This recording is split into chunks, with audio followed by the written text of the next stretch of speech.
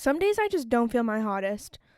And that's today's one of those days. I don't know. My hair is just it's growing out. It's half blonde, kind of dark at the root, and I don't know. I want to get my hair done. And that's okay. Sometimes we're just not always going to feel our sexiest and our confidence is going to fluctuate. What a great way to segue into the topic of this episode.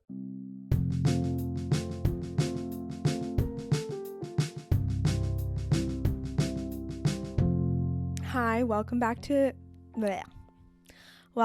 Human to Human. I'm Jess, and this actually has been a requested episode topic. If you would like to request a topic, ask a question, tell me a TMI story that I get to share on the show, go to the show notes on my website, humantohumanpod.com. There's a section where you can submit a story, and I am getting prepared with some holiday content. So please, if you are interested and feel called to share something that you struggle with the most over the holidays, it could be a story, it could just be a sentence, it could be a question, it could be a small thing you deal with internally, let me know. Let me know, because I would love to talk about specific holiday issues that are relevant to you.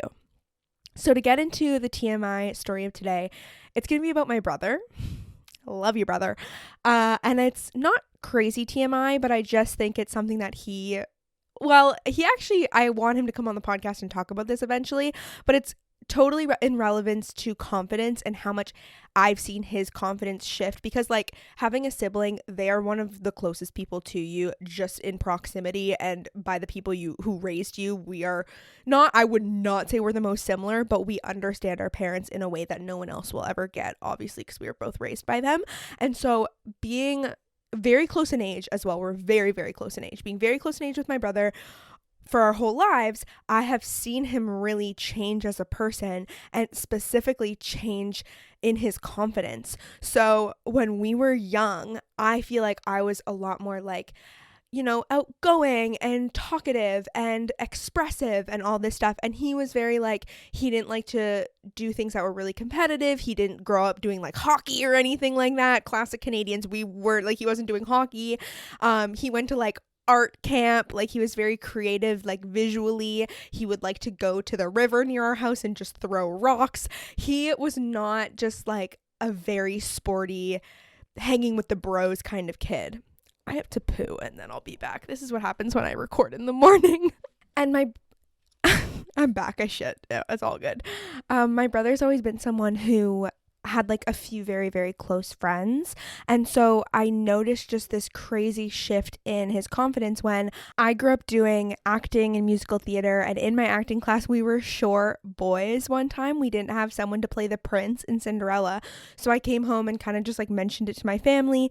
My brother ended up joining the acting class, and it was so cool because I remember my acting teacher, that we became really close with everybody at the studio. He said after so many years of us being there, my brother ended up staying in the class and coming every year, and my acting teacher was like, the transformation I saw in your brother was insane. Like he showed up being so quiet and young and awkward and nervous to someone who's really confident and outspoken and just more comfortable in his own skin. So he, kind of went from like an awkward kid to a more confident, teenager in that time frame. And then it happened again when in high school, I like started partying kind of before my brother, and I was just going out all the time. And that's kind of like a difficult dynamic, I think, when I'm the younger one. Linear narrative is that you look up to your sibling who's doing all those things first. So it was like a kind of a challenging dynamic to navigate between us. And then when he went to university, he stayed home and commuted, and again had like a few close friends, went out once in a while, but nothing crazy. And I was partying and moving out and like doing all this crazy shit, and I was just like YOLOing. And my brother was studying hard, and we had a very like, opposites kind of in a way.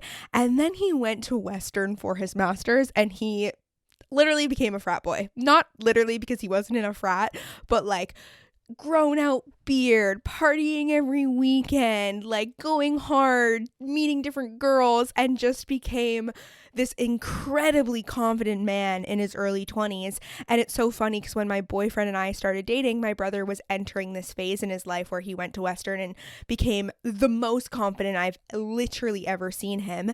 And my boyfriend is like, your brother is the coolest man ever. And I'm like, relax, like I have seen him through every stage. I do not think my brother is the coolest person ever in that sense.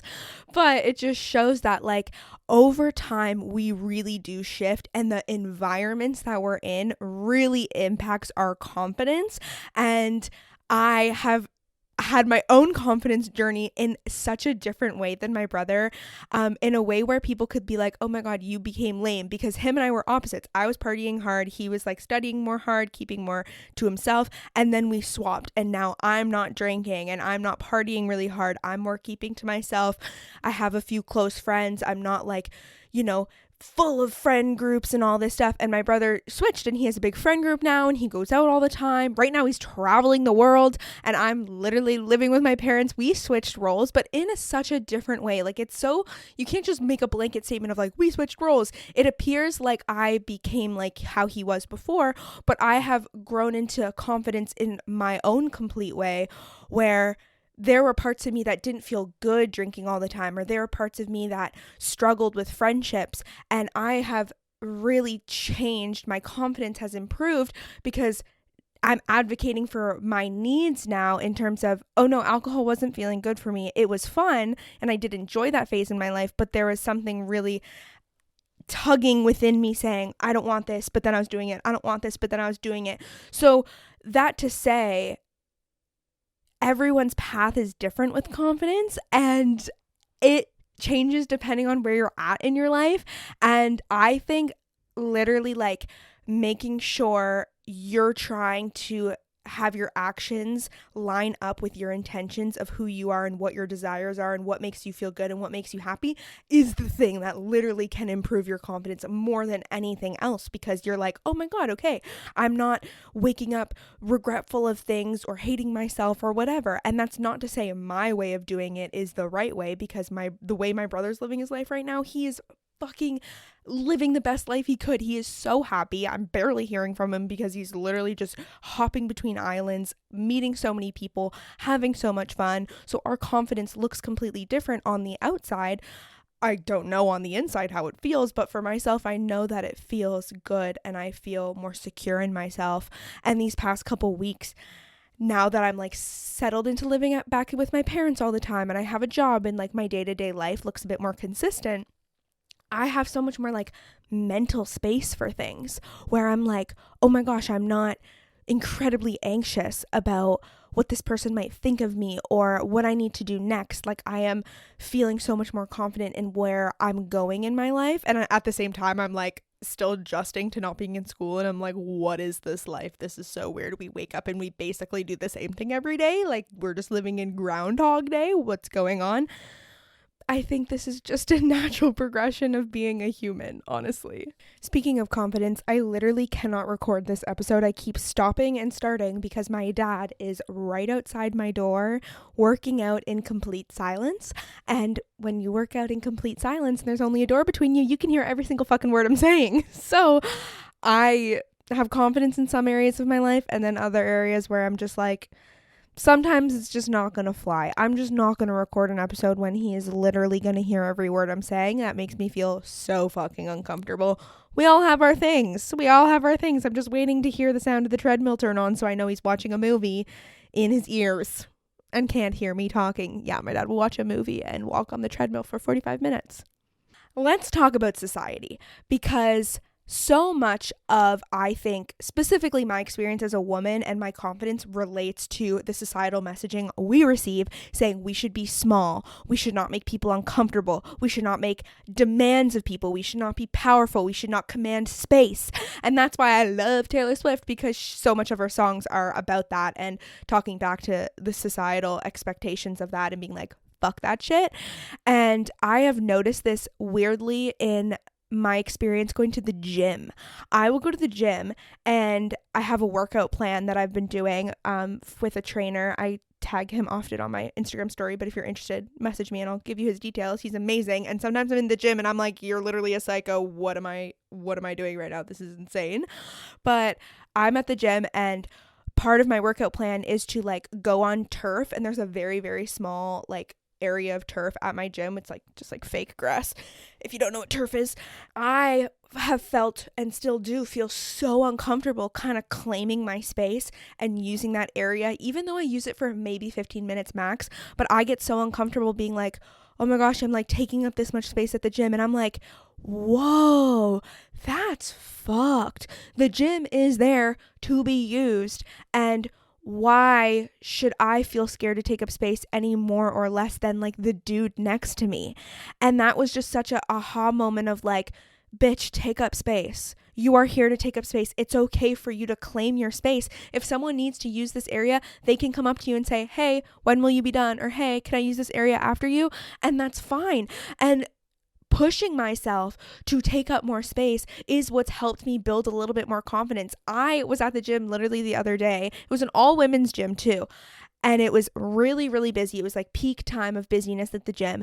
And I was trying out a new workout sequence that I hadn't done before. I got so overwhelmed that I wanted to just leave. I thought, am I just going to leave and not finish this? And then I was like, no, Jess, just like take it one exercise at a time. You don't have to do them in order. Just like pick the one you feel like you can do the easiest right now. And I ended up completing the whole workout plan. Yay, woohoo. But I just really started to recognize that in my body and in my mind, being like, you can't do this, you can't do this, you can't do this. But that wasn't the truth of it. The truth of it is that I was scared to take up space and claim what's rightfully mine just as much as it's rightfully the woman next to me. And I loved it. At one point, a woman came out to me and she was like, how many more reps do you have? And I'm like, oh my God, I have this many more reps. She's like, can you let me know when you're done so I can use this machine? I'm like, oh my God, yes, of course. And I felt like I made a friend. I literally have not even 5 minute. I have like 30-second conversations with people at the gym and I'm like, I made a new friend. But this is just to say that something that's really helped me when my negative self-talk is trying to like strip me of my confidence is I will catch it in the moment and try and call it out. And it's like a skill that you have to like work on and try to like, you know, you start to catch it faster and faster every time you do it. But like if you're getting really, really hard on yourself, sometimes it's important to take a step back and be like, whoa, where is this coming from? Is this fact or is this fear? Ooh, that's a quote. Is this a fact or is this just a fear in my own head? And something I can push through and challenge myself to try harder with it and have that build your confidence. Speaking of the gym, I am so fucking sore today. So many parts of my body are sore because I'm doing a new week of my workout plan. And I thought of an analogy while I was brushing my teeth this morning that when you're doing something brand new, it's gonna hurt in a way, not like pain hurt, but it's going to be uncomfortable. It's going to make you sore, whether that's physically sore. Like I am physically sore because that's a sign from my body. Like you just did something you've never done. And this is like really uncomfortable. We're not used to it. So in the same sense, when you do something or say something or act a way you've never done, it's going to be really uncomfortable and your mind is going to be like, danger, danger, danger, danger. And an example again is like for me not drinking at a party for the first time and people being like, oh, you're not drinking? That my brain was like, I've never answered this question before. I've never done this before. I'm scared. But what builds confidence is doing it anyway, pushing past the fear and being like, no, I can go talk to that person. I went up to Shawn Mendes. I met Shawn Mendes. And when I think back to it, I cringe so fucking hard, but I did it. And I knew in the moment I would regret not going up to him and talking to him and showing him my podcast, which like, it was a quick combo. We don't need to get into it, but just like, you know, it doesn't have to be that far-fetched of like a celebrity, but I thought of that in terms of like, if you think someone's really cool or cute or hot, like you can go up to someone and start a conversation and then you move on with your life. But I literally have to catch myself. And this is a skill that again, really helps with building confidence and saying fuck off to that negative self-talk is when I get into a spiral in my brain of like, oh my God, you're such a loser. Why did you say that to Shawn Mendes? That's so weird. Blah, blah. I go, whoop, whoop. I say something out loud to try and stop that negative self-talk from progressing, to just notice it, stop it in its tracks, and be like, you're fine. Literally no one else is thinking about this. There is no way in hell Shawn Mendes is thinking, oh, when I went to see Rachel Hollis in person, that blonde curly hair girl came up to me and was really, really weird. Like, there's no way. I'm just another fucking fan that came up to him, and it probably doesn't even matter at all. But to my own mind and body, it was like, oh my God, I'm such a loser. And the moral of the story of this whole episode and this whole life is that we're all weird. We're all cringy. We're all awkward human beings. And I think we struggle with confidence sometimes because we're so scared of seeming different, of seeming weird, of being isolated and being othered from society.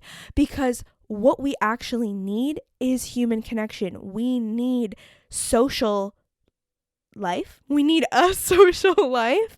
We need people who are rooting for us, and we get to root for them too. That's what keeps us mentally okay. So if you're someone who's like, oh, I'm not really social, or like, oh, I'm really, really shy, or oh no, I can't go up to new people and introduce myself. First of all, let's talk about the narrative that you are writing for yourself. That is the story you're telling yourself. And the stories we tell ourselves are the things that we live out. So stop saying you're shy. You don't need to be the person who's fucking caught talking to every single person in the room. That is a whole other playing field. But going up to one person and saying, hey, like, how's your day going? That immediately can break that narrative of, oh, I'm really shy. Saying less doesn't mean you're going to fit in more. The smaller we make ourselves sometimes tricks us into thinking, oh, we're going to fit in then. And everyone's going to think we're normal, quote unquote, normal and cool. But at the end of the day, like, advocating for your needs is going to create change and inspire people in ways that you would never expect.